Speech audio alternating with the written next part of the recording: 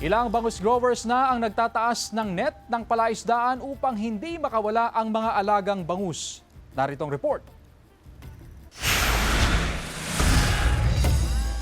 Kanya-kanyang taas ng net ang mga bangus growers sa Dagupan City. Paraan ito para maprotektahan ang mga alagang bangus, lalo na ang mga hindi pa pwedeng i-harvest. Kailangan daw itaas ang mga net para hindi makawala ang mga alagang bangus sakaling tumaas ang tubig sa mga palaisdaan. Oo, tinataas talaga para hindi siya abutin. Aabutin talaga, lalo na kung tagbaha. Ayon sa samahan ng magbabangus sa Pangasinan o sa MAPA, ayaw na nilang maulit ang nangyari nang manalasang bagyong uwan noong nakaraang taon na maraming bangus grower ang nalugi. Wala namang nagsagawa ng forced harvest sa bangus. Tuwing tag-ulan, alam na raw ng mga bangus grower ang kanilang gagawin para maprotektahan ang mga alagang bangus at maiwasan ang pagkalugi. Caused us to be more cautious na ngayon na may mga paparating na ganitong hamon ng panahon. Definitely, it's a learning curve for us na mas maging vigilant kami na maghanda sa mga ganitong klaseng hamon ng panahon. Sa ngayon, nanatiling sapat ang supply ng bangus sa merkado. Wala ring paggalaw sa presyo nito. Nasa 160 hanggang 180 pesos ang kada kilo ng bangus. Jasmine Gabriel Galban,